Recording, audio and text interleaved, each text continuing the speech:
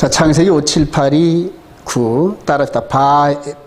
바에쉐브 따라합시다. 바에쉐브 거주하였으니 그래요. 창세기 31장 1절 야곱이 가나안 땅 곧 그의 아버지가 표류하던 땅에 거주하였으니 그래요. 창세기 37장 3절 요셉은 시작. 요셉은 노년에 얻은 아들이므로 이스라엘이 여러 아들들보다 그를 더 사랑하므로 그를 위하여 채색 옷을 지었더니 그의 형들이 아버지가 형들보다 그를 더 사랑함을 보고 그를 미워하여 그에게 편안하게 말할 수 없었더라. 우리 창세기 37장 한번 가볼까요? 여러분들 그냥 넘어가면 놓칠 만한 부분이 있어서 창세기 37장 창세기 37장 1절 시작. 야곱이 가나안 땅 곧 그의 아버지가 거류한 땅에 거주하였으니 2절 야곱의 족보는 이러하니라. 요셉이 17세의 소년으로서 그의 형들과 함께 양을 칠 때 그의 아버지의 아내들 비라와 실바의 아들들과 더불어 함께 있었더니 그가 그들의 잘못을 아버지께 말하더라. 여러분 야곱의 족보는 이러하니다. 이게 바로 톨레도시거든요. 톨레도 등. 근데 여러분들 지난번에 우리 톨레도 때 배웠죠. 톨레도스는 가지다 그래요. 가지. 대상 그래요. 족보 그래요. 근데 야곱의 족보는 이러하니라 하고 나서 바로 나오는 게 누구다? 요셉이란 말이에요. 그럼 여기서 우리가 느껴볼 수 있는 게 야곱의 족보는 이러한데 그 야곱의 대를 이을 12아들 중에 누구다? 요셉이다. 이거를 느낄 수 있어야 돼요. 그래서 성경에 기록하는 이런 방법 같은 이런 것들을 염두에 두면서 다음에는 지금 성령께서 요셉을 통하여 장자의 삶을 인도하시려는 계획이 있구나. 이걸 여러분들이 좀 읽을 수 있어야 돼요, 여러분. 그래야 예측 가능하고 재밌어요. 하나님 다음에는 요셉을 통하여 뭘 하시려고 이렇게 야곱의 족보는 이러하니라 하고 요셉을 이렇게 해놨나요? 그래요. 요셉은 혈통적으로 보면은 11번째 아들입니다, 여러분. 장자는 루벤이고. 그런데 어떻게 야곱의 대를 이을 그런 12명 중에 야곱의 대를 이을 그런 장자로서 요셉이 선택되었나. 이런 부분들을 여러분들이 한번 묵상을 해보는 게 좋아요. 자, 더불어서 오늘 창세기 38장에 유다의 얘기가 뜬금없이 나옵니다. 가운데 샌드위치처럼. 그래서 유다가 아들 둘 이렇게 죽고 그다음에 며느리 다말을 멀리 집에서 이렇게 보냈다가 며느리와 시아버지가 관계를 해가지고 아들을 낳는데 망측 이게 성경에 이런 얘기들이 너무 망측한데 가감없이 전부 다 이걸 드러내셨어요. 그만큼 저와 여러분들이 죄악된 그런 흐름의 줄기 속에 있었다. 이제 그렇게 얘기를 할 수가 있어요.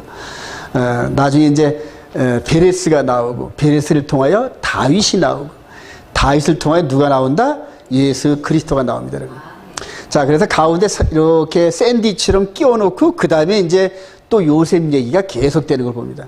그래서 포인트는 뭐냐면 요셉이 12형제 중에서 아버지의 택함을 받은 장자였는데 그 장자가 11명의 형제들에게 미움을 받아가지고 죽는 거나 다름없는 애굽의 노예의 행으로 쇠사슬에 묶여 팔려갔다는 거예요. 팔려갔다는 거예요. 그리고 나서 요셉의 얘기가 그렇게 해서 쇠사슬에 팔려갔는데 애굽에 가서 자수성가해가지고 총리가 됐다. 이 얘기가 아니에요, 여러분. 지금부터 4,000년 전 얘기인데 그때 그 먼 시절의 얘기가 오늘날 과연 우리와 무슨 관계가 있는지 4,000년의 시간을 빛으로 성령의 빛으로 쫙 비치면서 오늘날 우리들에게 하시는 메시지가 뭐야? 이거를 받을 수 있어야 됩니다, 여러분. 그래서 그렇게 보는 그런 관점이 구속사의 관점이고 히브리프리 토라의 관점인데 요셉이 지금 이렇게 쇠사슬에 묶여가죠, 여러분. 이렇게 쇠사슬에 묶여갔는데 누가 연상되냐면은 요셉으로부터 약 한 1800년 후에 오실 누구의 모습이 미리 크로즈업된다? 이분 보이시죠, 여러분? 이렇게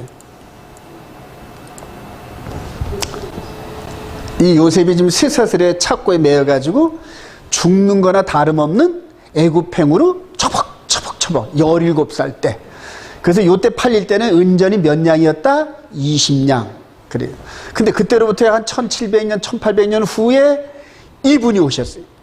이분은 야곱의 장자, 야곱의 맏아들로 기업을 이을 그러한 장자로 선택이 되었는데, 하늘의 장자이신 예수 그리스도가 이 땅에 오셨는데 누가 보내셨다? 아버지가 보내셨다. 할렐루야. 그래요.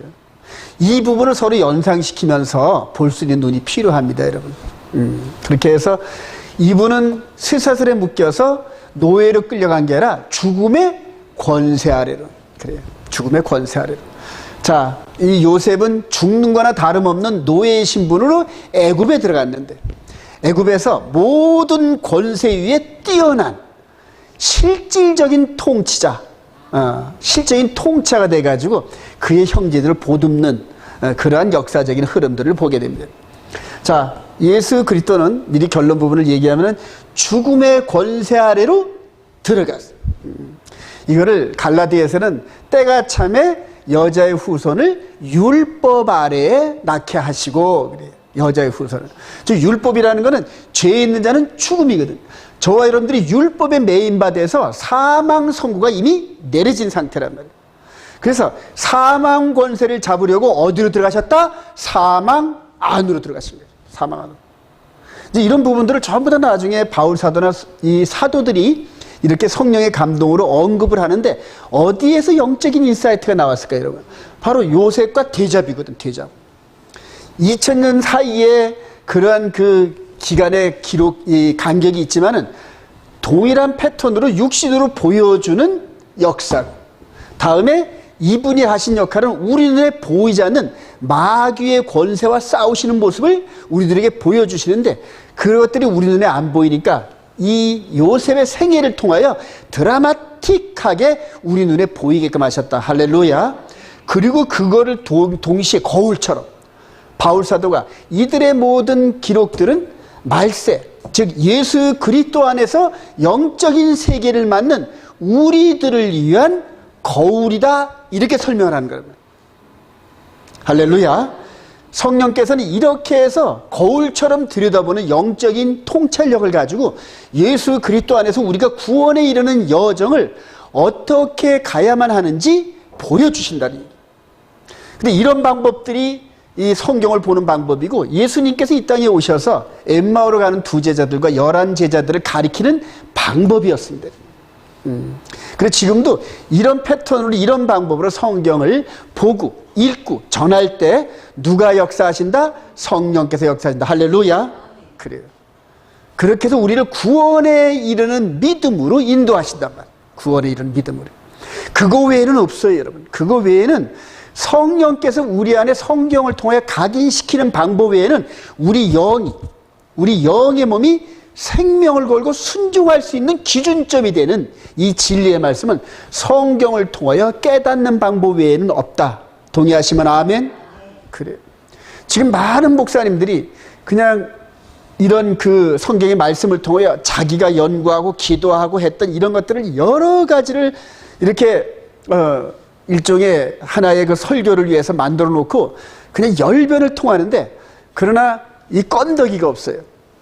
근데 성령께서 그냥 말씀 구절들을 이렇게 보면서, 지금 오늘 토라 퍼시안의 요셉이 주인공인데 요셉의 이 메시지를 따라가다 보면은 어느덧 성령께서 신약에서 예수님께서 행동하시는 이런 것들을 같이 오버랩을 시키면서 우리로 하여금 예수 그리스도의 그 이름을 믿어 의에 이르고 입으로 신하여 구원의 길로 우리를 인도하신다. 할렐루야. 그래요. 오늘 여러분들이 요 정도만 이렇게 보고서 느끼셔도 아주 오늘 이 부분에서 아주 그 효과적인 결과를 얻을 수 있어요. 그래서 큰 흐름에서 장자와 장자, 그리고 유다 지파를 통하여 오시는 왕이신 유다 지파의 예수 그리스도. 할렐루야. 이 부분을 동시에, 두 부분을 동시에 볼 수 있는 눈이 열리기를 소망합니다. 자, 세부적으로 들어가서 야곱의 12아들 중에 장자는 요셉인데, 창세기 35장 19절 시작. 라헬이 죽음에 에브랏 곧 베들레헴 길에 장사되고 야곱이 라헬의 묘비에 비를 세웠더니 지금까지 라헬의 묘비라 일컫더라. 이스라엘이 그 땅에 거주할 때 루벤이 가서 그 아버지의 첩 비라와 동침하며 이스라엘이 이를 들었더라. 그래요. 두 명의 첩 중에서 비라를 장남인 루벤이 글쎄 가서 서로 관계를 맺어서 이거는 정말 이 아브라함과 그 후손들의 가족 중에 이런 일들이 참, 그런데 성령님은 전혀 이런 것들을 개의치 않고 그대로 기록하셨어요. 그대로 기록하셨어요. 그래서 우리 주님께서 오시는 그 들여밟고 오는 그 길들에 놓여있던 우리들이 얼마나 죄악되고, 그리고 우리를 위해서 구원해 오시는 그런 하나님의 그 외아들, 독생자, 그분에 대한 거룩함을 우리가 다시 한번 느낍니다. 창세기 49장 3절 마지막 유언을 할 때 루벤에 대해서 얘기합니다. 루벤아 시작. 루벤아 너는 내 장자여 내 능력이여 내 기력의 시작이라. 위풍이 월등하고 권능이 탁월하다만 물의 끓음 같았은즉 너는 탁월하지 못하리니 내가 아버지의 침상에 올라 더럽혀 그가 내 침상에 올랐었도다. 그래요. 얼마나 아버지가 평생 동안을 남들 보며 부끄럽게 생각하고 말 못하고 그냥 벙어리 냉가슴 앓듯이 그렇게 살아왔는데 맨 마지막에 임종 직전에 저주할 자는 저주하고 축복할 자는 축복하는, 나중에 이 야곱의 그 모든 축복과 저주가 그 지파별로 그대로 당합니다. 지파별로. 예. 너무너무 무섭습니다. 그래서 죄의 이 결과는 반드시 보응을 얻습니다, 여러분. 레아를 통하여서 루벤과 시므온의 6명의 형제들이 오고 디나까지 오고 실바 그래요. 비라, 단, 납달리 그래요. 단과 납달리가 자기 어머니가 형하고 이렇게 참 그런 부분들을 알았을까요? 몰랐을까요? 나중에 다 알았을 겁니다. 얼마나 이 12형제들이 그냥 서로 다 갈등을 겪게 되는 이런 일들이 있는지 몰라요. 나중에 요셉을 거짓말로 죽였다고 팔고 난 다음에 10명의 형들은 나중에 맨 마지막에 요셉이 총리로 나타나는 그 순간까지 서로 다 말 한마디 못하고 쉬쉬하느라고 거짓이 지배하는 가족이었으면 그들 가족들이잖아요. 그들 가족들이. 너무나 가슴 아픈 이런 그 가족의 계보들을 보게 됩니다. 자, 역대상 1장 시작. 이스라엘의 장자 루벤의 아들들은 이러하리라. 루벤은 장자라도 그의 아버지의 침상을 더럽혔으므로 장자의 명분이 이스라엘의 아들 요셉의 자손에게로 돌아가서 족보의 장자의 명분들을 기록하지 못하니라. 유다는 형제보다 뛰어나고 주권자가 유다에게 났으나 장자의 명분은 요셉에게 있느니라. 여러분 지금 유다 지파의 왕으로 오는 계보보다 어떤 그 계보를 더 중시 여겨요? 장자의 계보입니다. 장자의 계보. 아주 너무너무 중요합니다. 자, 구속사의 핵심이 되는 아브라함의 헷불어냐? 여러분들 한번 보도록 합니다. 여기 이제 이 모티브 중심이 되는데 창세기 15장 12절 시작. 해질 때에 아브라함에게 깊은 잠이 임하고 큰 흑암과 두려움이 그에게 임하였더니 여호와께서 아브라함에게 이르시되 너는 반드시 알라. 네 자손이 이방에서 객이 되어 그들을 섬기겠고 그들은 400년 동안 네 자손을 괴롭히니 그들이 섬기는 나라를 내가 징짤지며 네 자손이 큰 재물을 이끌고 나오리라. 지나더라. 그래. 다음에 또 너는 시작. 너는 장수하다가 평안히 조성이라 돌아가 장사될 것이요 네 자손은 4대 만에 이 땅으로 도로니 이는 아모리 족속의 죄악이 아직 가득하지 아니함이라. 해가 져서 어두울 때 연기나는 하루가 보이며. 여기서 우리 창세기 15장을 이렇게 유추해보면 뒤돌아보면은 이 요셉 시절보다 아버지 야곱, 그 다음에 할아버지 이삭, 그 위에 아브라함. 그게 세월로 한 150년 정도 흘렀을 거예요, 아마. 아브라함한테 첫 번째 약속하신 네 자손이 이방의 객이 되어 이렇게 말씀하신 이 부분을 아들 이삭, 야곱, 그 다음에 요셉 시대 때 애굽에 이끌려서 가는 그것을 시발점으로 해가지고 아브라함의 약속이 이제는 실제적으로 이루어져 가는 걸 여러분 볼 수 있죠. 예.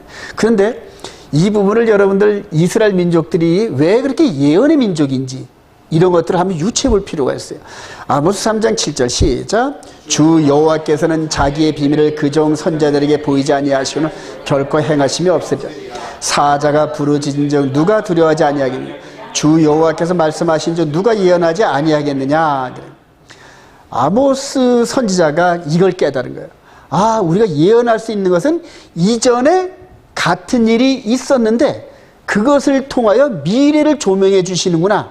즉 선지자에게 예언을 시킬 때는 반드시 그 선지자가 예언에 대한 내용을 미리 깨닫거나 체험을 하는 경험을 주신단 말입니다, 여러분. 그래서 여러분들이 일생 동안 경험하는 이런 과정들을 아주 이 기억의 메모리로 잘 하실 필요가 있어요. 왜냐하면 같은 일들이 또 벌어질 수가 있어요.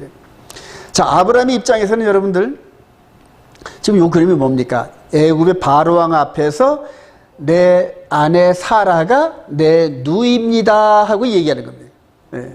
내 누이입니다 하고 얘기하는 바람에 그럼 나하고 사돈 맺자 이렇게 서로 다 대화가 돼가지고 꼼짝없이 이 바로왕을 매부 삼고 그때 바로왕은 아브라함을 처남 삼는 이런 망극한 일이 벌어졌어요. 여기서 사라가 누굽니까, 여러분? 아브라함의 씨를 통하여서 이삭을 낳고 계보를 이어가야 할 귀중한 여인입니다, 여러분. 근데 여기에서 이 바로가 사실은 선한 마음으로 사돈 맺자 할 때 여기 뒤에는 누가 지금 도사리고 있을까요, 여러분? 마귀가 어떻게든지 아브라함의 계보를 계속 공격하는 거예요. 계속 공격해요. 그리고 이 마지막 때도 의롭게 살고자 하는 자들의 계보에는 뭐가 따라온다? 마귀의 공격이 계속해 들어옵니다. 계속해. 이 온 이스라엘 교회도 하나님의 계명 따라 여태까지 한 10여 년 이렇게 오면서 많은 도전과 많은 어려움이 있는데 요즘에 더 어려운 것 같아요. 요즘에 더 어려운 것 같아요. 그럼에도 불구하고 누가 계신다? 하나님께서 개입하신다. 할렐루야. 그래요. 이제 그런 것들을 한번 경험했단 말입니다. 아브라함이. 그리고 나서 올라와서 내 후손이 이방의 객이 되어 사대만에 돌아오리라 이 말씀을 들었을 때 자기가 애굽에 내려가가지고 이렇게 해서 아내를 뺏길 뻔하다가 하나님의 개입으로 돌아오는 이 그림이 밑그림이 되어 있단 말입니다. 아, 그리고 우리 후손들이 이런 식으로 애굽에 내려가고 이방에 내려갔다가 다시 돌아오는 말씀을 하시는구나. 아브라함은 바로 깨닫는 겁니다. 이해가 되시나요, 여러분? 그리고 나서 이 이야기를 나중에 누구한테 해줬을까요, 여러분? 이삭에게 해줬고 또 다음에 누구한테 해줬을까요? 야곱과 에서에게 해줬습니다. 야곱과 에서가 15살 될 때까지 아브라함은 살아 생존하고 있었습니다. 손주들을 자기의 모든 삶의 구속사적인 하나님과의 관계와 경험을 전부 전수하는 겁니다. 전부 전수, 노하우를. 그리고 나중에 그 말씀을 누가 이어받았다? 야곱이 이어받고 그 다음에 야곱은 누구한테 이거를 계속적으로 가르쳤을까요? 요셉에게 계속적으로 할아버지 때부터 내려오는 이런 그 하나님과의 관계 이런 부분들을 계속 가르치고 연결을 해주려고 애를 썼다는 얘기입니다. 이해가 되시죠, 여러분? 자, 이런 상태로 해가지고 여러분들이 오늘 이 부분을 또 자주 보는데 한번 보도록 하겠습니다. 이 아브라함이 지금 누구를 첩으로 얻는다? 하갈을 첩으로 얻죠, 지금 여기. 자, 그리고 예수 그리스도의 모형과 사역의 그림자 역할인데 애굽에 내려갔다가 하갈을 얻는 그런 그림인데 여러분들 지난번에 한번 보셨을 겁니다. 다음에 이삭이 리브가를 얻느라고 이방 지역에 내려가고 그 다음에 야곱이 이방 지역에 내려가서 라헬과 레아와 함께 두 명의 첩을 얻고 돌아오는 이 그림들이 야곱의 이야기고 오늘 드디어 요셉이 애굽에 끌려 내려가가지고 요셉이 애굽에 끌려 내려가서 총리가 되고 돌아오는 데까지 이런 큰 흐름이 이제 하나의 패턴으로 시작되는데 요셉이 내려가서 아브낫이라는 그런 아내를 얻습니다. 이방 여인을. 그리고 아브라함에게 약속한 대로 4대 만에 모세를 통하여 출애굽하는 여정이 이제 계속적으로 이어지는 겁니다. 여러분. 출애굽 백성들이. 이 패턴 여러분들 이해하시겠죠? 예. 장자들의 행진, 장자들. 아브라함, 이삭, 야곱, 요셉 이런 식으로 장자들은 반드시 이방 지역에 가서 아내를 데려오는 이런 그림들이 이 창세기 전체에 흐르는 맥입니다. 여러분. 그리고 모세오경에 흐르는 맥. 그래서 요 이스라엘 백성들이 가나안 땅에 돌아와 가지고 가나안 족속을 말씀대로 정복하는 이 과정이 여호수아까지 하나의 큰 흐름입니다. 이 패턴을 여러분들이 잘 이해를 하면은 그 다음에 예수 그리스도 안에서 이루어지는 것을 여러분들이 이해하실 수가 있어요. 24장 시작. 내 백성과 내 거룩한 성을 위하여 이른 일을 기한으로 정하였나. 또 지극히 거룩한 자가 기름 부음을 받으라.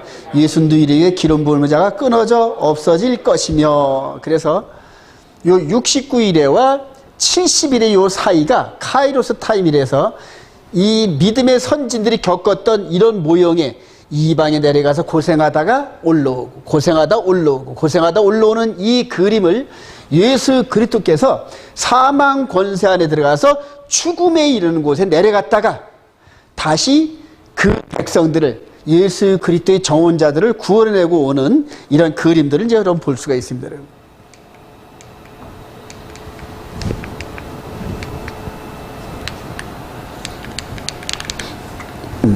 자, 그래서 예수 그리스도의 신부들이 지금 이렇게 어디로 올라가고 있다? 지금 하늘로 올라가고 있습니다. 할렐루야. 저와 여러분들이 이 안에 있기를 소망합니다. 이렇게 아내들을 구하고 돌아오는 이런 과정들이 이스라엘 백성들이 장정만 60만 되는 큰 무리를 지어서 백성들을 인도하셨듯이 이분께서 장자이신 이분께서 영혼, 육신의 백성들이 아닌 영혼의 몸이 완전하게 거룩한 백성들을 지금 신부들을 이끌고 지금 어디로 올라가신다? 집으로 가신다. 할렐루야. 이게 성경 전체 이야기입니다. 성경 전체 이야기. 네. 이런 흐름 속에서 이제 저와 여러분들이 어떤 식으로 신부의 몸단장을 해야 할 것인가, 이런 것들이 이제 숙제로 남은 겁니다. 자, 이사야 46장 9절 시작. 너희는 옛적 일을 기억하라. 나는 하나님이라. 내가 시초부터 종말을 알리며 아직 이루지 아니한 일을 옛적부터 보이고 이르기를 나의 뜻이 설 것이 내가 나의 모든 기뻐하는 것을 이루리라 하였노라. 그래요.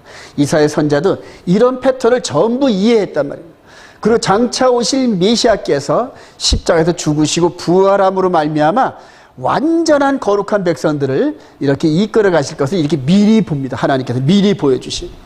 그래서 말씀을 맡은 자는 이스라엘 백성들이다. 할렐루야.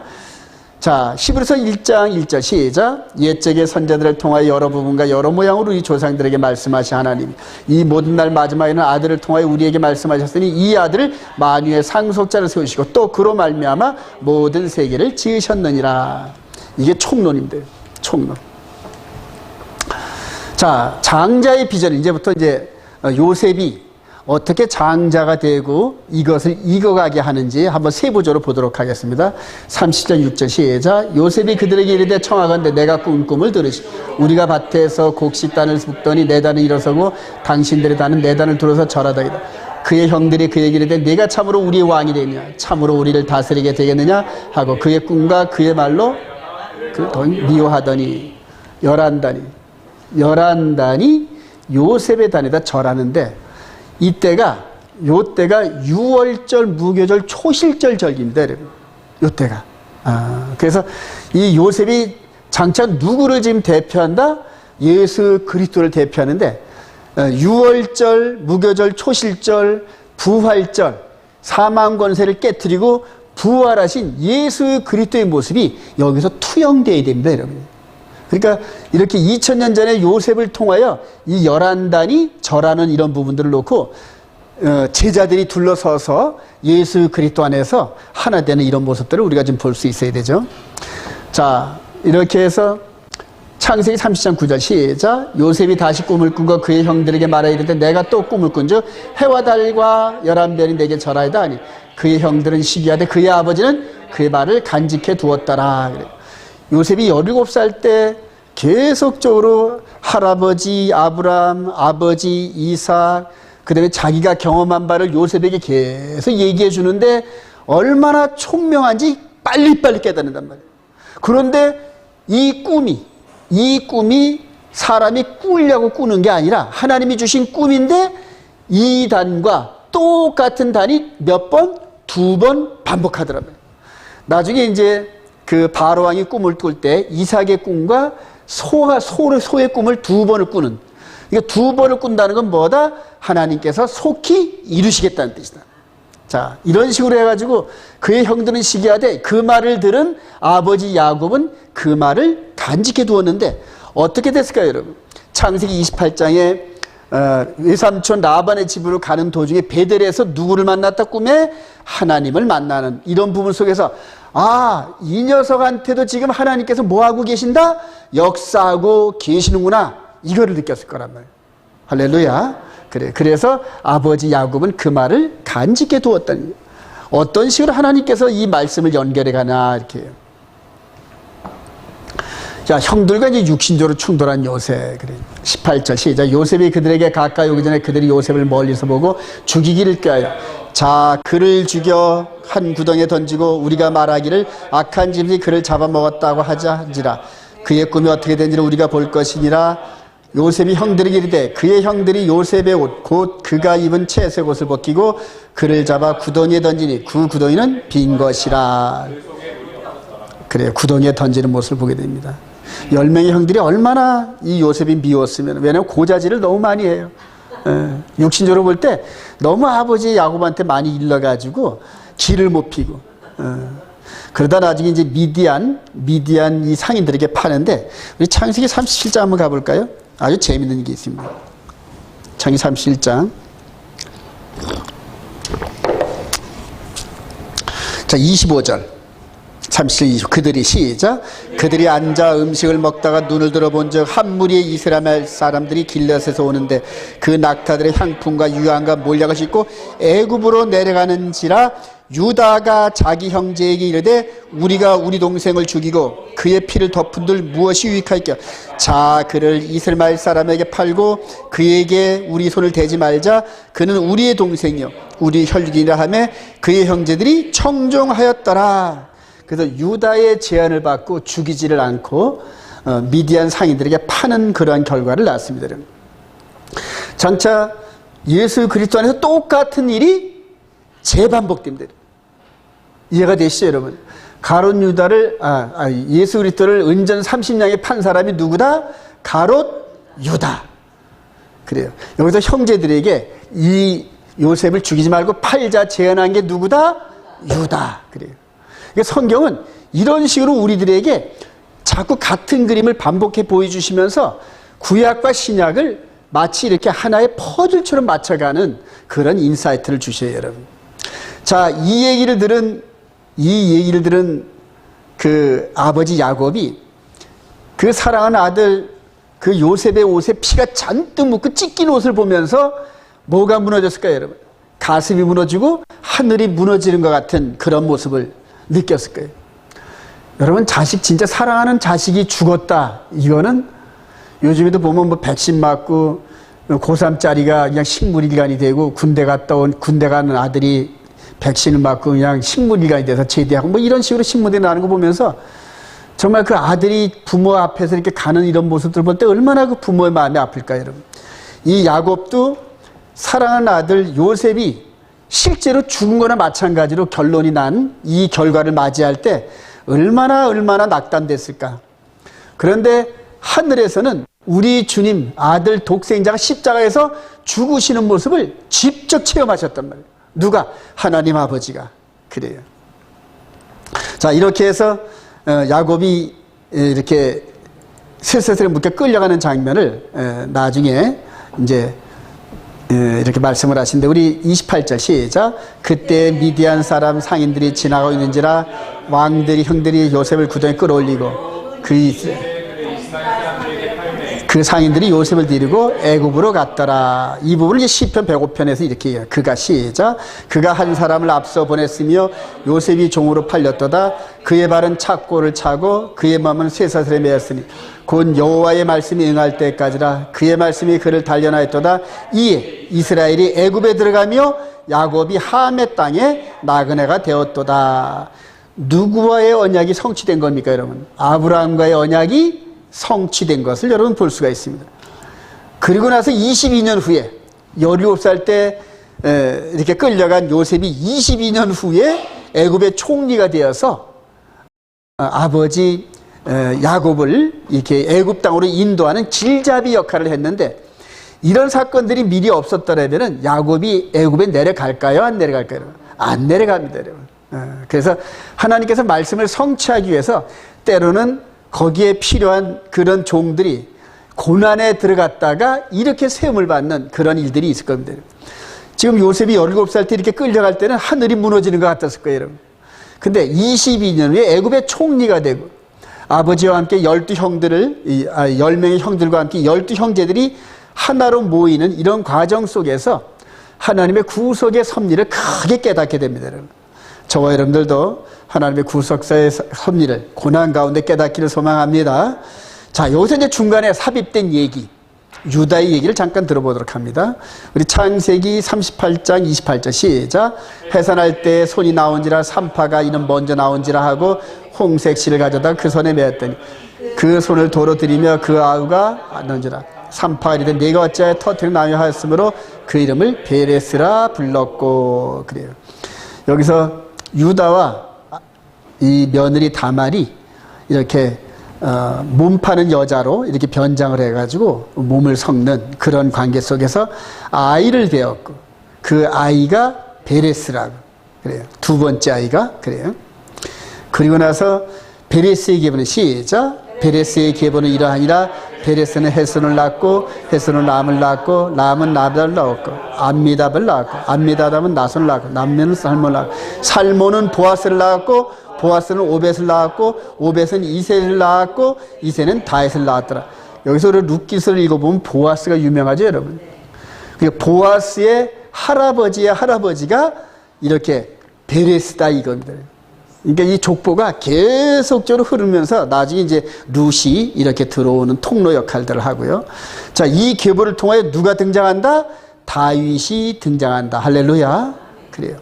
다윗이 골리앗을 쓰러뜨리는 장면이 너무나 드라마틱합니다, 여러분. 드라마틱한데 이 부분도 나중에 유다 지파를 통하여 오시는 아기 예수께서 십자가에서 죽은 줄 알았더니 사망 권세를 깨고 부활하셨다. 할렐루야. 이런 것들을 전부 보여주는 예표입니다. 예표. 그래서 성경을 보면은 이런 구속사의 흐름으로 보는 눈만 열리면 성경 전체가 예수 그리스도의 계시로 꽉 들어차 있습니다. 여러분. 꽉 들어차 있습니다. 그리고 더불어서 예수 그리스도의 계시라 어디가 보입니까? 계시록이 보이기 시작하는 눈이 열리게 됩니다. 성경을 이렇게 보질 않으므로 이렇게 보는 눈이 없어서 현재 이 계시록과 다니엘서를 이 예언서를 보는 눈들이 전부 다 막혀버렸습니다. 왜냐하면 보는 방법, 성경이 지시하는 대로 그대로 따라가서 순종하고 따라가야 계속 이 계시가 열리는데 이런 것들이 전부 다 다른 길을 쫓으면서 전부 다 막혀버렸습니다. 그래 마지막에 종말 이 시대에 어떤 식으로 우리가 살아가야 되는지 전부 다 눈들이 멀고 길이 막혀가지고 우리 주님 오시는 길을 예비하는데 아주 어려움을 겪습니다, 여러분. 히브리서 7장 14절 시작. 우리 주께서는 유다로부터 나신 것이 분명하도다. 이 지파에는 모세가 제사장들에 관하여 말한 것이 하나도 없고 멜기세덱과 같은 별다른 한 제사장이 일어난 것을 보니 더욱 분명하도다. 그러면서 왕이신 동시에 제사장이신 예수 그리스도의 계보가 어디로부터 왔다? 유다로부터 왔는데 이 유다 12 형제들 중에 이 유다 동생 요셉을 팔자고 제안했던 이 유다를 통하여 며느리와 함께 간통을 했던 이 계보를 통하여 거룩하신 예수님께서 오시게 되는데 너무 놀랍지 않아요, 여러분? 그래요. 자, 이렇게 해서 죄악된 우리 인간 세상들을 죄려밟고 오시면서 우리를 구원하시고 하시려고 오신 그분을 찬양합니다. 자, 다음으로 요셉과 함께 하시는 이제 애굽에 끌려 내려간 요셉은 어떻게 되었을까? 궁금하죠, 여러분? 38장 39장 1절 시작. 요셉이 이끌려 애굽에 내려가매 바로의 신하 취대장 애굽 사람 보디발이 그를 그리로 데려간 이스마엘 사람의 손에서 요셉을 살려 여호와께서 요셉과 함께 하심으로 그가 형통한 자가 되어 그의 주인 애굽 사람의 집에 있으니 그의 주인이 여호와께서 그와 함께 하심을 보며 또 그의 범사에 형통하심을 보았더라. 그래요. 자, 애굽에 끌려가서 노예로 끌려가는데 계속해서 하나님이 요셉과 함께 하시면서 형통하게 하셨다. 이렇게 팔릴 때도 어느 집에 팔리게끔 인도하셨다? 보디발의 집에다. 애굽의 이 경호실장 여기에 하나님께서 아주 디자인해서 거기에 종으로 팔리게끔 디자인했어요. 다른 사람이 값 더 주고 사도 딱 막아버리는 이제 이런 일들을 이제 우리 하나님께서 하시는 걸 보게 됩니다. 자, 그리고 보디발의 가정에 들어가서 그 가정 전체를 주공하는 이렇게 주관하는 집사 역할을. 그래서 보디발의 아내 외에는 먹는 것 외에는 전부 다 요셉에게 모든 걸 일임하는 그러한 신뢰감을 이렇게 획득하는 요셉을 보게 됩니다. 그러면서 애굽의 상황을 아주 많이 배우게 됩니다. 많이 배우게 되고. 그리고 이제 거기서 졸업할 때쯤 되니까 보디발의 아내와 썸씽 관계를 이렇게 있으면서 요셉이 훌러덩 벗고 도망가요. 훌러덩 벗고. 이 그림이 상당히 의미심장합니다, 여러분. 마지막에 저와 여러분들이 이 마귀의 미혹을 이기기 위해서는 이 겉 외투를 벗어 던져야 되는데, 우리의 겉 외투는 뭐다? 육신의 생명이란 말이에요. 그러니까 이 육신의 생명을 벗어줄 정도의 결단이 없으면 전부 마귀에게 잡혀서 미혹에 넘어간다는 이런 상징적인 그림이 이제 우리들에게 보여집니다, 여러분. 이런 그림들이 전부 다 영적인 인사이트입니다. 자, 그리고 이제 감옥에 들어갑니다. 감옥에 들어갑니다. 아무런 죄도 없는 요셉이 감옥에 들어가면서 그래요. 근데 우리 주님은 죄도 없으신 그분이 십자가 형태를 매는 정죄를 받아서 십자가에 죽으시는 이런 모습들이 전부 다 우리들에게 예표적인 역할을 하게 됩니다. 그래서 요셉의 생애는 전부 다 예수 그리스도의 생애와 함께 완전히 거울입니다. 완전히 거울. 자, 그러면 요셉이 이렇게 고난을 겪는 이런 과정들이 예수 그리스도와 함께 오버랩이 된다 그러면은 예수 그리스도도 부활하시면서 영예로운 모습이 될 때도 요셉을 통하여 나타나야 된다. 할렐루야. 그걸 보고 우리가 사망 권세를 깨뜨리시고 부활하신 그분과 함께 있는 우리들의 영화로움도 우리가 동일하게 느끼고 있는 겁니다. 그러니까 그분의 영화로움이 우리들의 영화로움이고 그분의 고난이 우리들의 고난이고, 근데 영광을 얻기 위해서는 고난도 함께 받을 각오가 되어 있어야 되는데, 저와 여러분들은 고난은 외면하고 받기가 싫고 영광은 취하고 싶다니. 근데 no pain, no crown 그러잖아요. 예. 그래서 핍박이 없는 자는 예수를 말씀대로 믿는 자가 아니다 할 정도로 그렇게 대입을 하면 됩니다. 많은 사람들에게 축복을 받고 돈도 많고 어디 가든지 형통하고 그러면은 뭔가 이상해야 됩니다. 예. 왜냐하면 이 땅에서는 핍박을 받고 하나님 말씀대로 살아가는 자는 누가 가만히 있지 못한다? 마귀가 가만히 있지 못해요. 왜냐하면 그 사람을 가만히 두면은 자꾸 하나님의 영광의 빛이 드러나고 진리 빛이 드러나기 때문에 어떻게든지 막아야 되거든요. 막아야 되거든요. 마귀는 여기서 자기의 그 흐름 따라 보디발의 아내를 통하여서 감옥에 집어넣은 것까지는 성공한 것 같은데, 감옥에 들어가서 더 큰 역사를 이루시려는 하나님의 계획 안에 있다는 것을, 즉 마귀의 미혹과 이 계획이 더 큰 손을 갖고 있는 하나님의 큰 계획 안에 있다는 사실을 저와 여러분들이 유념하시길 소망합니다. 그래요. 그거를 보지 못하면은 이런 고난을 겪을 때 감당이 안 됩니다. 감당이 안 돼요. 더 큰 소망 가운데 우리 주님을 바라보는 영적인 통찰이 열기를 소망합니다. 창세기 39장 20절 시작. 여호와께서 요셉과 함께 하시고 그에게 인자를 더하사 간수장에게 은혜를 받게 하시며 간수장이 옥중제수를 다 요셉의 손에 맡김으로 그 재반 사물을 요셉이 처리하고 간수장은 그의 손에 맡긴 것을 무엇이든지 살펴보지 아니했으며 이는 여호와께서 요셉과 함께 하십니다. 여호와께서 그를 범사에 형통하게 하셨더라. 여러분, 감옥에서 우리 요셉이 몇 년 있었습니까? 2년 있었죠. 그리고 요때가 몇 살일까요? 28. 그래요. 2년 지난 다음에 바로 왕에게 나타날 때는 몇 살? 30살이었단 말이에요. 17살 때 보디발의 집에 팔려서 11년 동안을 보디발의 집에서 가정 총무 역할을 하면서 이스라엘 백성들의, 애굽 백성들의 가정에 대한 모든 것들, 그리고 또 이 보디발의 집으로 찾아오는 많은 정치인들과 이런 사람들을 함께 섬기면서 많은 걸 느꼈을 거예요. 근데 이제는 가정 총무에서 졸업을 하고 감옥에 들어가서 2년 동안 이렇게 있게 하신 이유가 뭘까? 저와 여러분들이 다음 장에서 관심을 가져야 됩니다. 자, 요셉의 무대를 준비하신 하나님, 요셉이 시작. 요셉이 대답하여되 그의 해석은 이러하니 새의 광주리라 사리라. 지금부터 사흘 안에 바로가 당신의 머리를 들고 당신을 나무에 살리니 새들이 당신의 고기를 뜯어먹으리다 하더니 제3일은 바로의 생일이라. 바로가 그의 모든 신하를 위하여 잔치를 베풀 때 술 맡은 관원장과 떡 굽는 관원장에게 그의 신하들 중에 머리를 들게 하니라. 지금 요셉이 이렇게 꿈 해몽을 해주는데, 포도 잔을 맡은 그러한 그 관리는 정말로 너무너무 좋아서 입이 쫙 벌어지는데, 떡 맡은 관원장의 이 꿈 해몽은 아이고 이거는 그래요. 근데 이렇게 꿈 해몽을 했는데 결과가 그렇게 나타나더란 말이에요. 그래요. 즉 이 11단 그 다음에 11별이 절하는 이런 것들도 앞으로 이루어질 거라는 그런 뉘앙스가 강하죠, 여러분. 근데 이런 꿈 해몽이 다 어디서 왔을까요? 바로 하나님께로부터 온 줄로 확신합니다. 자, 그러면서 이 포도주 잔을 맞는 이런 그 관원은 얘기대로 복귀가 되고, 근데 떡 맡은 관원장은 얘기대로 목에 달리는 그런 결과물을 낳게 됩니다. 자, 그리고 이제 2년 정도가 흐르는 과정에서 하나님께서 이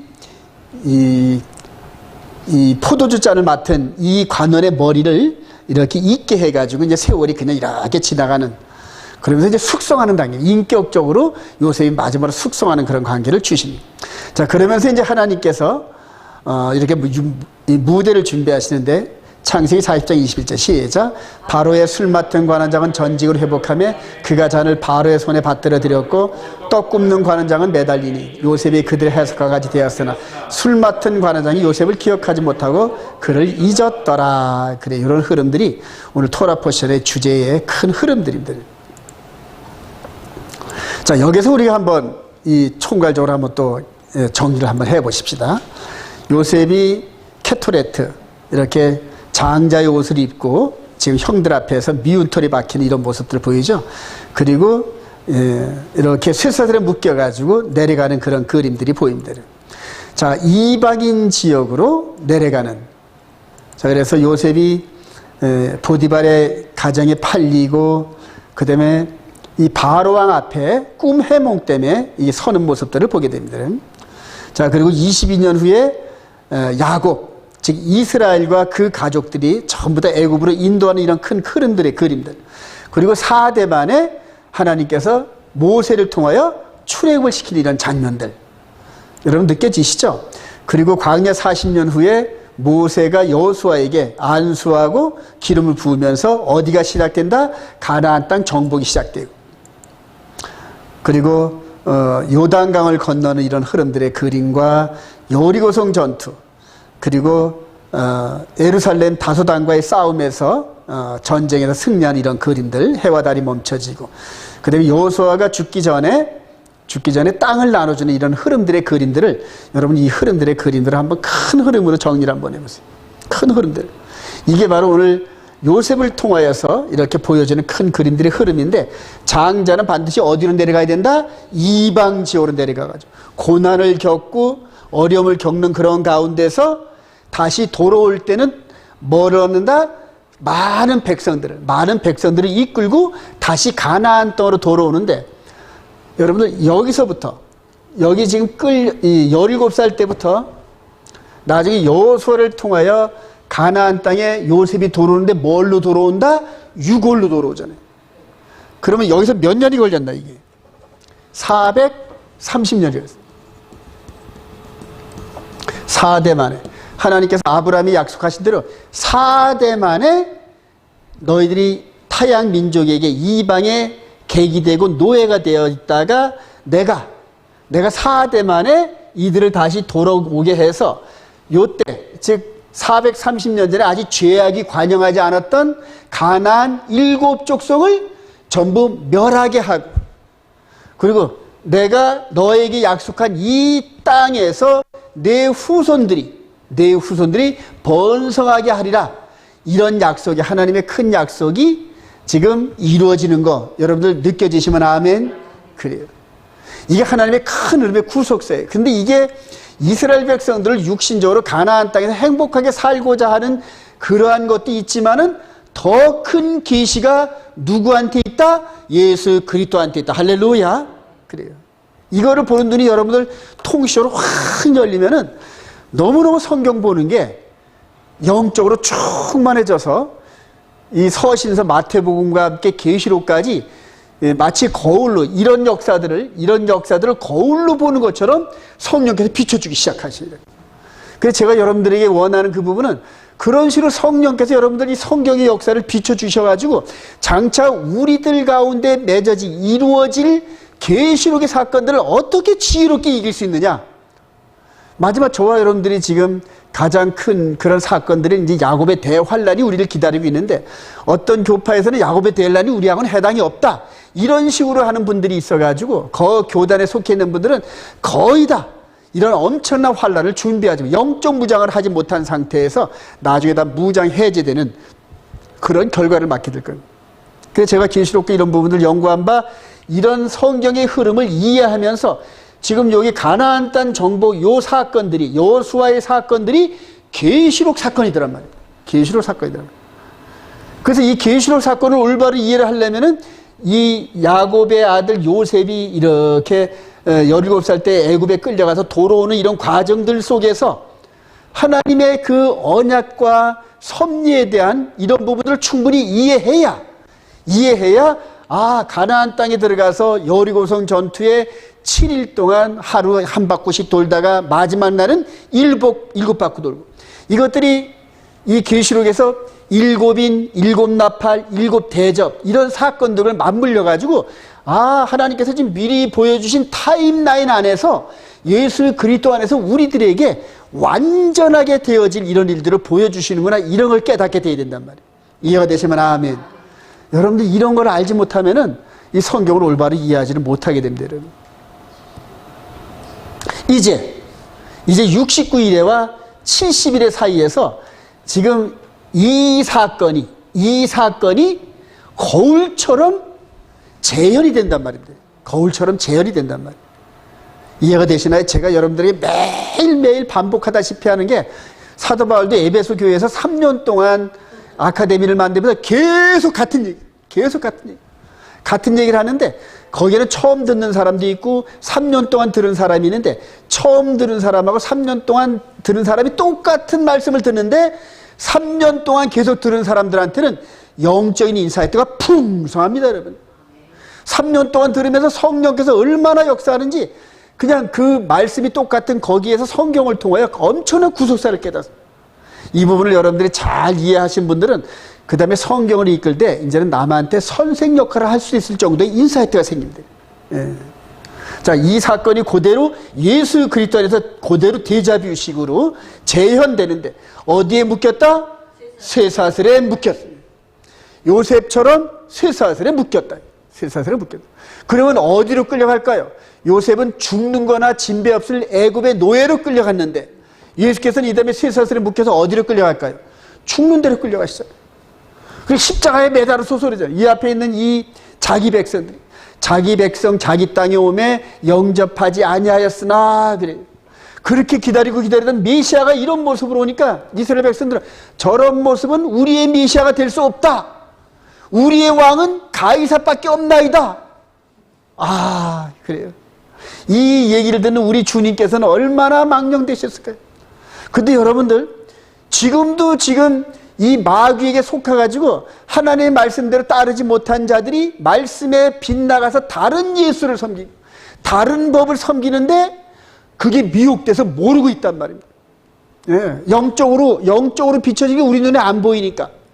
그래, 말씀과 함께 따라가면서 그거를 구분을 해야 되는데, 말씀에 다른 말씀을 따라가니까 영적인 분별력이 사라져가지고, 마귀가 우리 예수님, 마귀의 법이 우리 예수님이 우리 마음에 새겨진 법, 이런 식으로 새기고 있단 말이에요. 나중에 우리 예수님께서 오시고 나서 심판하실 때, 불법을 행하던 자들은 내게서 떠나가라 그럴 때, 그때서야 영적인 부분이 보이면서, 저는 지금 마지막 때 노아의 홍수처럼, 노아의 홍수 때 몇 명이 구원받았다? 8명이. 우리 예수님께서 노아의 홍수 때와 같다는 그런 의미는, 그만큼 구원 얻을 백성들이 희귀한 세상이 된다, 이런 얘기란 말이에요.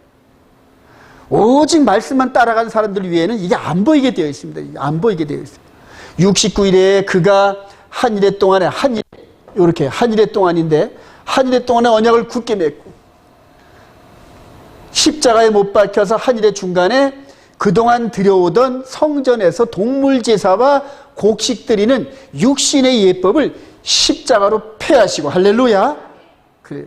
이게 바로 다니엘서 9장 26장 26절 27절 얘기인데, 그것을 적그리스도로 해석을 해가지고 너무너무 지금 상반된 결론을 내고 있습니다. 이래서 십자가에 죽으시고 장사되시고, 이게 6월절에 11단이 둘러서 있는 요셉에게 절을 하고 그래요. 이때가 6월절이죠, 여러분이. 그래서 요셉이 단을 묶을 때가 6월절이란 말이에요. 예. 초실절에 무교절에 장사되시고 초실절에 부활하셨다. 할렐루야. 사망 권세를 깨뜨리고 오신 그분에게 11제자 가룟 유다는 죽어서 자살해서 없어졌고 11제자들이 모여서 평강이 있을지어다. 그럴 때 주님이 살아오신 걸 보고 11제자들이 둘러서 가지고 주님, 마지막 의심 많은 도마까지도 나의 하나님, 나의 주님이시다. 11제자들이 둘러서서 경배하더라. 할렐루야. 바로 요셉 때 똑같잖아요, 여러분. 요셉의 꿈이. 여러분 이해가 되시면 아멘. 그래요. 성경은 전부 이렇게 쉽게끔 그림으로 우리들한테 전부 보여주신 거란 말이에요. 그래서 이분이 누구냐 하면은, 이분이 바로 성경에서 말씀하시는 메시아시고, 할렐루야. 그리고 창세기 3장 15절에서 말씀하신 여자의 후손 되시. 그리고 요한복음에서 말씀하신 그의 이름을 힘입어, 예수와 그의 이름을 힘입어 우리가 구원에 이르게 하시는 메시아시다. 할렐루야. 바로 이렇게 해서 그분을 확신하는 거예요. 근데 이분을 지금 눈으로 보지 못했는데 이분을 어떻게 분별하느냐? 이분이 말씀이 육신이 되어 오셨는데 육신은 가셨단 말입니다. 그럼 뭐가 남을까요, 여러분? 말씀이 남아요, 말씀이. 말씀이 남았는데 그 말씀을 어디다 기록하셨다? 우리 마음판에 기록하셨다. 성경에 기록하고 두 돌판에 기록한 그 말씀의 내용을 우리 마음판에 기록하셨단 말입니다. 그 말씀을 따라가는 것이 누구를 따라가는 거다? 예수님을 따라가는 거란 말이에요. 말씀을 따라 순종하는 것이 예수님을 따라가는 거란 말인데, 여러분.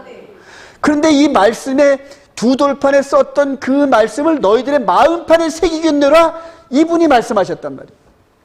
신의 산에서 내려진 두 돌판의 말씀이 거기서는 불로 임하셨던, 그래서 두려워서 백성들이 가까이 접근하지 못했던 그 여호와 하나님이 이제는 몸으로 오셔가지고 백성들과 함께 있으시고, 그리고 죽은 자 가운데 부활하심으로 말미암아 이제 하늘과 땅과 모든 권세를 그분이 움켜쥐시고, 할렐루야.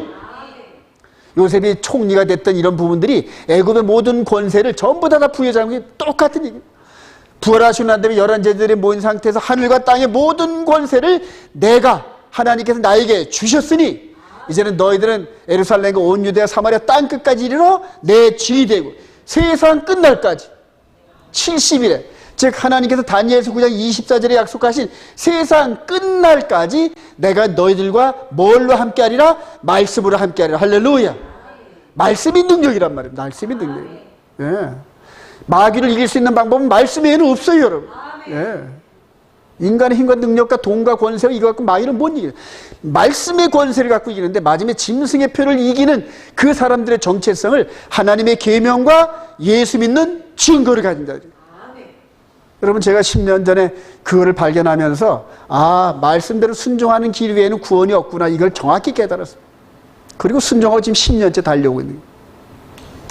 제가 원하고 또 기도하기로는 10년이 채워져서 요셉이 30세가 채워져 가지고 바로 앞에 섰던 것처럼 하나님께서 때가 되면 30세가 됐을 때, 어제까지는 감옥에 간수 이렇게 섬기는 그런 이 감옥에 있는 죄수의 역할이었는데 바로 그 이튿날은 애굽의 총리가 되었더라. 할렐루야. 하나님이 정하신 때가 되면. 네. 서울 온이스라엘 교회가 제가 지난 10년 동안 여기 달려오면서 여러 가지 많은 사건이 있는데 요즘에 아주 계속적으로 많은 사건들이 있으면서 아주 힘듭니다. 아주. 물론 제가 어리석고 또 때로는 실수하고 그렇게 해서 한 것도 있지만, 그러나 그런 과정 속에서 요셉을 다듬으시는 그런 모습으로, 요셉이 완벽해가지고 그렇게 다듬는 게 아닙니다. 완벽하지 않단 말입니다. 근데 하나님의 말씀이 귀에 열릴 때까지 착고와 쇠사슬의 채인 몸이 돼요.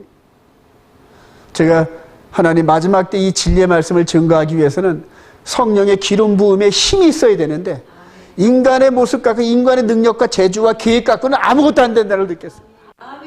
그것들이 전부 결과물들이 선을 베풀고 선으로 심었는데 세상의 열매는 악한 걸로 돌아오더란 말이다. 악한 걸로. 예. 마음이 너무 슬프고 너무 애처롭고 그래요. 하나님께서 저와 여러분들을 때가 되매 이렇게 세워주시는 그런 축복이 있기를 소망합니다. 자, 이렇게 해서 올라가 이제 승천하시고 40일 동안 제자들과 함께 했다가 열흘 만에 뭐를 보내주셨다? 성령을 보내주셨다. 할렐루야. 왜 성령을 보내주셨을까요, 여러분?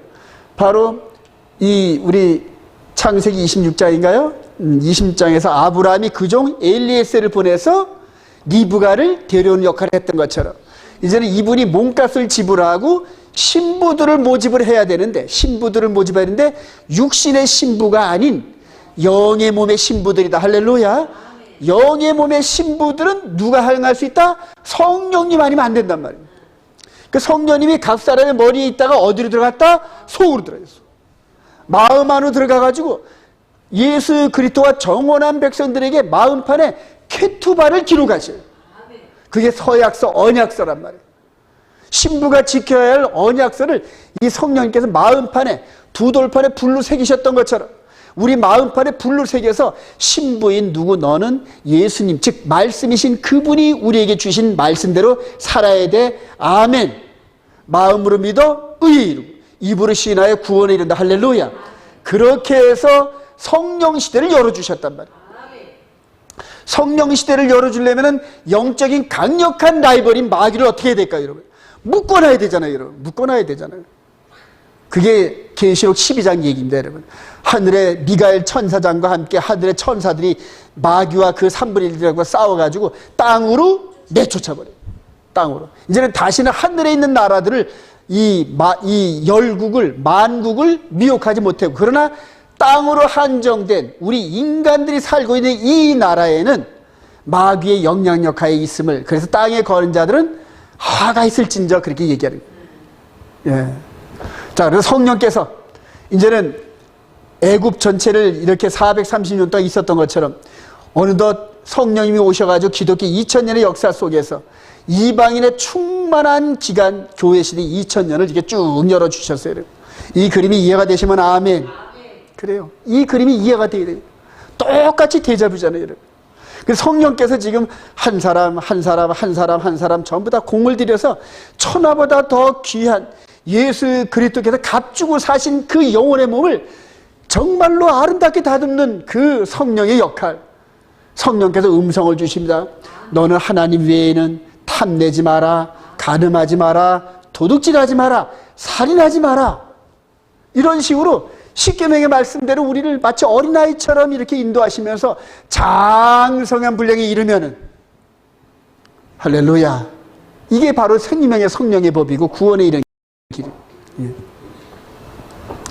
여기에 누가 기다리고 있다?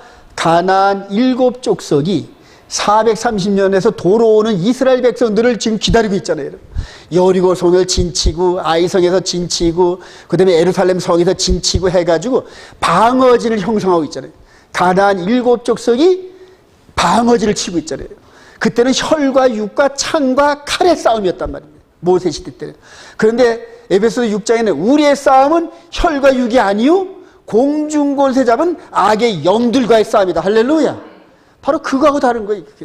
마귀가 지금 이 이방 지역에서 에소보드 사빌레 7교회를 통하여서 예수 그리스도의 백성들을 충만하게 채워가지고 오는 이 예수 그리스도의 나라 메시아 왕국을 대적할 준비를 지금 꼼꼼히 하고 있는데 그 기간이 몇 년이다? 3년하고 반이란 말입니다.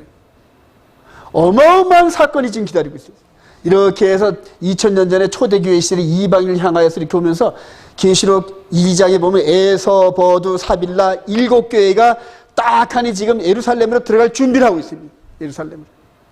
그 가운데 저와 여러분들이 있는 줄을 확신합니다. 그런데 누가 지금 방어진을 피우고 있다? 적그리스도 용과 짐승과 거짓 선자 3인방이 지금 이스라엘을 향하여서 회개하는, 마치 연어처럼 회개하는 하나님의 거룩한 신부들을 향하여 마지막 미혹을 하려고. 택한 자라도 그대로 마지막 미혹해서 그대로 지옥불에 함께 끌고 들어가려고 얼마나 지금 바글바글한지. 그래서 마지막 때 거짓 선자는 거의 어디에 모인다? 예루살렘에 다 모이네. 네. 그래서 이렇게 보면은 빌라델비아 교회인가요? 거기에 보면 자칭 유대인인데 사단의 회다. 사단의 회들이 지금 예루살렘을 중심으로 전 세계 정치, 경제, 문화 이런 모든 종교 시스템에서 예루살렘을 중심으로 지금 회전하고 있어요. 마치 폭풍인 전야처럼 회전하고 있어요. 폭풍. 제가 오랫동안 이걸 깨닫고 하나님, 이 부족하고 못난 종, 이 온 이스라엘 교회를 이름을 주시면서 이스라엘과 이방인이 연합되어지는 육신의 연합이 아니라 영과 거룩함으로 연합인데, 이 컨셉을 가지고 예루살렘에 가서 선교센터를 세우고 하는 이런 모든 기도나 이런 부분들을 육신적으로 이렇게 인간적으로 가능한 이런 쪽으로 계획을 왔는데 하나님께서 전부 깨트려 버리시더라고요. 전부 깨트려 버리고 그게 오히려 화가 돼서 돌아오는 이런 결과물을 낳더라고요. 그러니까 인간의 생각, 권역황 목사의 생각 갖고는 되는 게 아니라는 거예요. 예. 철저하게 성령님 인도해서 성령님이 이끄신 대로 그렇게 가야만 이것을 이길 수 있는 힘이 있지, 네 생각과 네 계획과 네가 모아들인 그 백성들 갖고는 안 된다는 거예요. 여러분. 그걸 깨달았어요. 여러분. 그걸 깨달았어요. 그래서 모든 걸 내려놓고 하나님 당신께서 하시옵소서. 32,000 중에서 300명을 뽑아서 이렇게 인도했던 기도원처럼 하나님께서 선별한 그 사람들 아니면, 이제 제가 뭐 이 나이에 내일 모레 이제 70이 다 돼가는데 이 나이에 세상적인 욕심이 뭐 있겠습니까? 여태까지 훈련받고 샤밧 10년을 딱 채워가는 이런 과정 속에서 하나님이 오른손을 붙잡아 주시고 성령의 권능과 말씀의 권능 아니면 이걸 이룰 수가 없나이다. 요새 너무너무 지난 그런 그 과정에서 육신적으로 계획했던 이런 부분들을 회개하고 또 회개하고 또 회개하고 얼마나 회개의 눈물을 흘리는지 몰라요. 그런데도 아직도 회개할 게 너무나 많이 있고 제 부족함이 너무나 많이 드러나는 거 보면서 너무너무 저 자신이 원망스럽고 막 그렇습니다. 그러니까 하나님께서 깨트려 버리시고 야곱을 이 말씀이 응할 때까지 쇠사슬과 착고에 매이게 할 수밖에 없는 게, 이후로 이 요셉이 총리가 되고 난 다음에 철저하게 그동안 훈련받았던 하나님의 영적인 인사이트를 갖고 7년 풍년과 7년 흉년, 그리고 나머지 110세가 될 때까지 고센 땅에서 이스라엘 백성들과 그 외에 이 열방 백성들에게 선정을 베풀어요. 선정을. 아주 공평하고 하늘의 소망대로 여호와의 도를 따라서 정직하고 거룩하고. 여러분, 애굽의 총리가 된 요셉 시대 때는 애굽은 물론이고 열방 그런 가운데 평온함이 있었을 거로 저는 봅니다. 예. 할렐루야. 그래요. 결론입니다. 이제 마지막에 이런 모든 것들을 깨달은 베드로가 이제 이렇게 요셉의 연단 과정을 이렇게 비추면서 우리들에게 이렇게 권면합니다. 우리 베드로전서 4장 12절 시작. 사랑하는 자들아, 너희를 연단하려고 오는 불시험을 이상한 일 다하는 것 같이 이상히 여기지 말고 오히려 너희가 그리스도의 고난에 참여하는 것으로 즐거워하라. 이는 그의 영광을 나타나실 때 너희로 즐거워하고 기뻐하게 하려 함이라. 너희가 그리스도의 이름으로 치욕을 당하면 복 있는 자로다. 영광의 영 곧 하나님의 영이 너희 위에 계심이라. 그래요. 우리가 반추해 봤던 것처럼 이렇게 끌려갈 때부터 이 형들과 만나는 이 순간까지 누가 함께 하셨다? 하나님이 함께 하셨고 요셉을 형통하게 하셨고 완전히 변화됐습니다. 22년 후에 이 요셉이 형들을 대하는 태도나 아버지를 대하는 태도나 이스라엘 백성들과 애굽 백성들을 대하는 태도나 이런 부분에서 완전히 성숙됐어요. 하나님께서 이제는 네가 생각하는 게 내가 생각하는 거고 내가 생각하는 게 네가 생각하는 거. 어쩌면 사람으로 태어나서 이럴 정도의 하나님과 교감을 이루는 귀한 일꾼이 태어났는지 모르겠어요. 그런데 이제 이런 모든 것들이 누구와 동형이다? 예수 그리스도와 함께다. 할렐루야. 이제 예수 그리스도가 저 안에 말씀으로 있는 줄 믿으시면 아멘. 비록 저와 여러분들의 범위는 적대로 우리 가정과 사업장과 직장과 이런 모든 작은 분야에서 이렇게 형통의 복을 덧입으면서 하나님 나라의 공의가 드러나게 해줄 줄로 믿습니다. 모범적인 교훈은 바로 그런 겁니다. 요셉과 함께 하셨던 그 하나님이 저와 함께 하게 하셔서 요셉을 통하여 하나님 구속사를 이뤘던 그 엄청난 일을 감당했던 것처럼 마지막 시대에 우리를 그런 일을 하게끔 감당케 하옵소서. 여러분 기도하셔요. 그러다 보면 이 요셉처럼 이렇게 이끌어 가시는 하나님을 만나게 되실 줄로 확신합니다. 한 번 더 우리 권면합니다. 야곱의 형제가 이렇게 얘기를 하네. 내 형제들아, 시작. 내 형제들아, 너희가 여러 가지 시험을 당하거든 온전히 기쁘게 여기라. 이는 너희의 믿음의 시련이 인내를 만들어내는 줄 너희가 알미라. 인내를 온전히 이루라. 이는 너희로 온전하고 구비하여 조금도 부족함이 없게 하려 함이라. 시험을 참자는 복이 있나니 이는 시련을 견뎌낸 자가 주께서 자기를 사랑하는 자들에게 약속하신 생명의 멸류관을 얻을 것이기 때문이라. 그래요. 17살 때 끌려와가지고 22년, 30, 40살 미혹의 나이가 되는 이런 순간까지 요셉은 적지 않은 고난과 고통의 시간이었을 겁니다. 더불어서 인내와 연단의 과정. 바울 사도에서 인내는 연단을 낳고 연단은 소망을 낳는다. 환난은 인내를 낳고 인내는 연단을 낳고 연단은 소망 가운데 우리를 인도하신다. 할렐루야. 저와 여러분들이 이 마지막 때에 이 믿음의 선진들이 찾았던 이 소망을 마음에 새기면서 각자 승리하시는 삶을 살아가시를 주님의 이름으로 축원드립니다.